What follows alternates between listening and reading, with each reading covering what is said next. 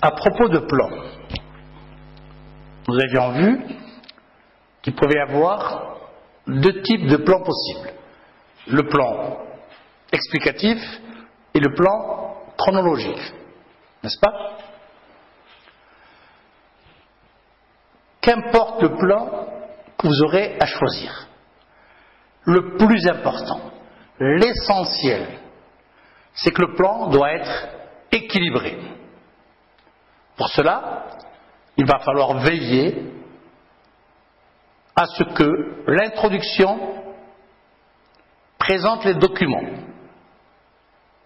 en signalant leur origine, leur nature, leurs auteurs. Le développement doit comporter des parties équilibrées, des sous-parties, des transitions bien marquées. Ces transitions peuvent être des petites synthèses partielles de ce qui a été dit et une annonce pour la prochaine sous-partie, pour le prochain paragraphe. Et puis enfin, la conclusion doit être concise mais objective. Elle doit être issue des documents qui ont été synthétisés et non d'un avis personnel.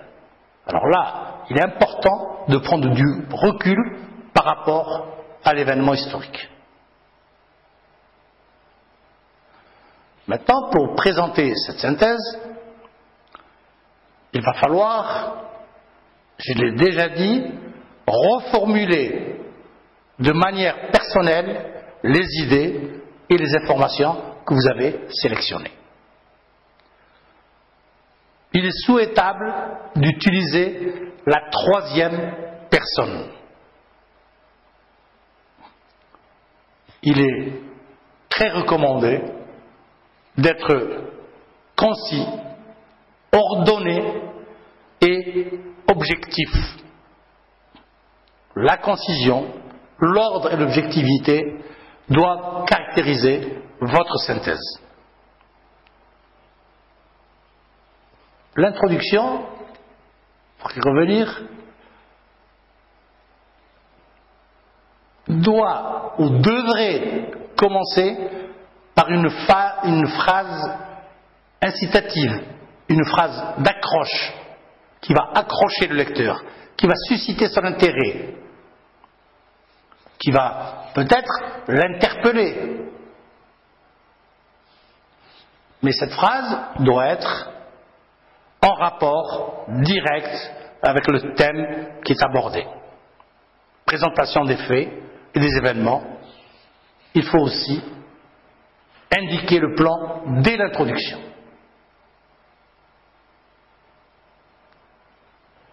Pour le développement, les conseils suivants sont à retenir. Il s'agit dans cette partie du travail de confronter les documents en un développement qui comprend les parties qui ont été évoquées lors du plan explicatif. Dans chaque partie, les références aux sources de l'information doivent être mentionnées. Le nom de l'auteur, le titre de l'ouvrage, l'édition, l'année de l'édition, dans le cas, bien sûr, des textes écrits. Dans le cas des textes, des énoncés ou des textes oraux, entre guillemets, radiophoniques, il va falloir indiquer quel est le nom de la personne interviewée, la date de l'interview et quel est le journaliste qui a fait l'interview. Ça compte beaucoup. Donc, dans cette partie qu'on appelle le développement, au début de chaque paragraphe, il faudra annoncer l'idée qui sera développée. Puis, se référer très précisément aux différents documents d'où elle est extraite. Un document est signalé de diverses façons. Le nom de son auteur, comme on l'a dit, sa qualité, il peut être historien, témoin visuel, on l'appelle aussi témoin oculaire, personnage, ayant participé aux faits, qu'on appelle acteurs de l'histoire, et l'ouvrage dont il est extrait. On peut avoir un texte très court, mais qui indique l'ouvrage dont il a été extrait. D'ailleurs, les textes que nous avions étudiés, on a chaque fois mentionné d'où a été extrait le texte. Alors, ces références peuvent être introduites par des formules grammaticales connues, stylistiques, des formules stylistiques connues. Par exemple, selon X, d'après Y, Z affirme que N témoigne que, etc., etc. Après donc l'introduction, le développement, on doit avoir naturellement une conclusion. Et cette conclusion va établir le bilan de la synthèse sans forcément reprendre le plan. Voilà pour la synthèse de documents.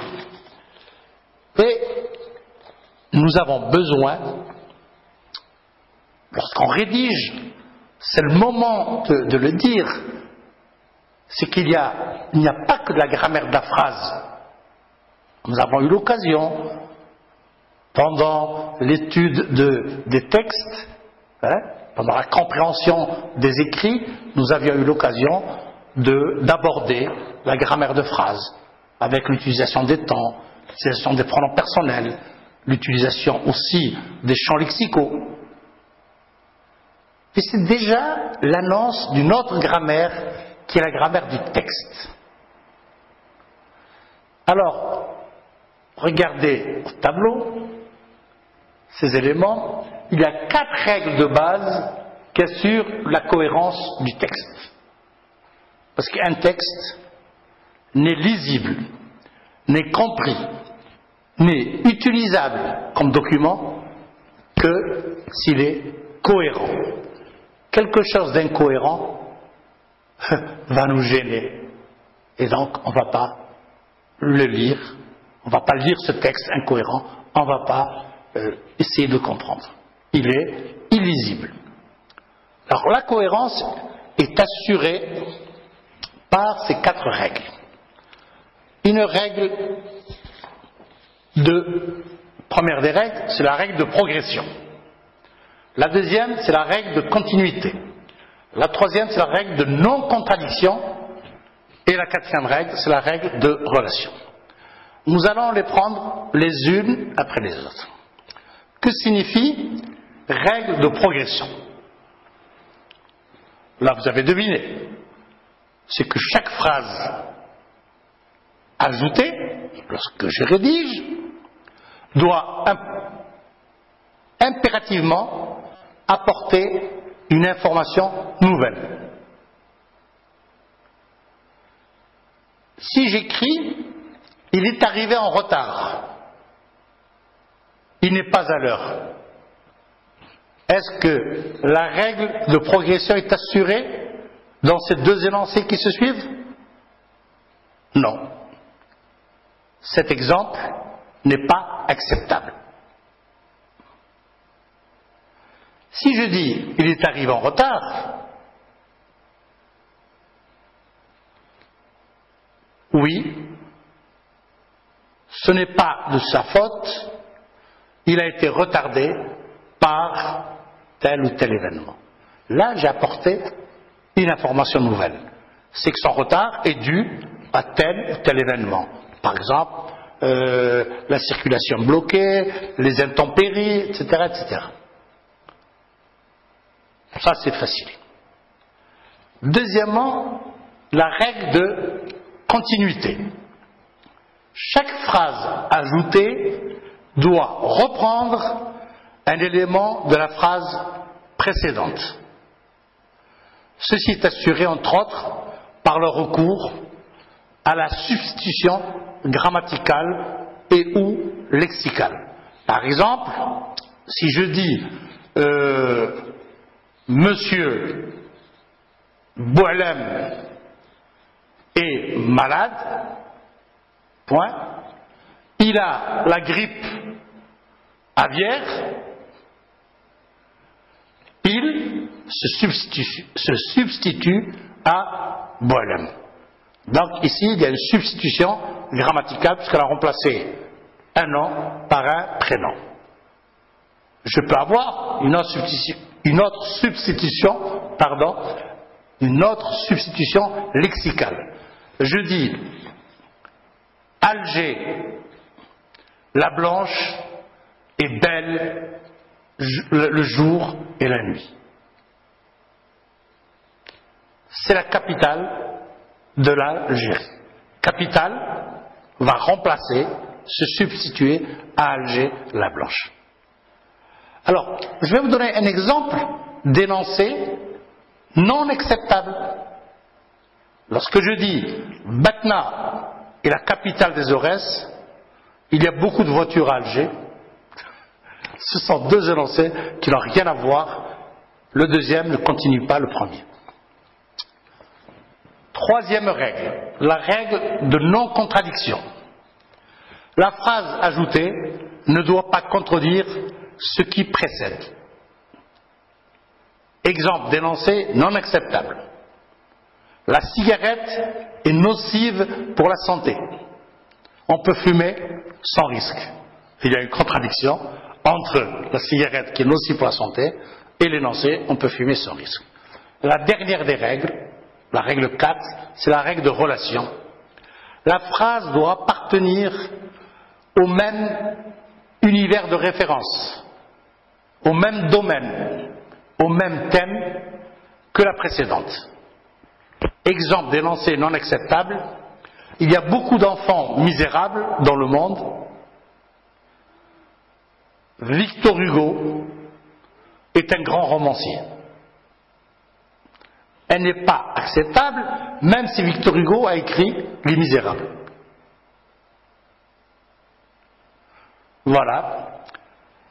Nous continuerons la prochaine fois sur un rappel de tout ce qui a été fait avant de clôturer notre projet.